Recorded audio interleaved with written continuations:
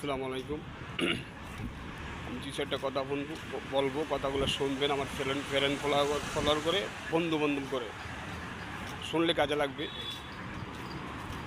যারা ফেসবুকে কাজ করতেছেন বা কন্টিনিউ কাজ করতেছেন বা ফেসবুকে ভালো হওয়ার চিন্তা ভাবনা নিছেন, তাই না? কিছু তো পড়ালেখা জানেন, তাই না? কারো পিছে দৌড়াবেন না, নিজের মেধা দিয়ে কাজ করবেন, ভালো থাকতে পারবেন। ফেসবুক মামারা কিন্তু আপনার পয়েন্টে পয়েন্টে বুঝাই দিতেছে, ফাইলে ফাইলে ঢুকবেন, কোনটা কোন কোন সাবজেক্ট, কোনটা টিপ দিলে কী হবে লেখা আছে, লেখা আছে না? অন্যর পাশে দৌড়াদৌড়ি করবেন কম, অন্যের পাশে যতক্ষণ দৌড়াদৌড়ি করবেন এতক্ষণ মোবাইলের ভিতরে সময় দিবেন, ভালো থাকতে পারবেন।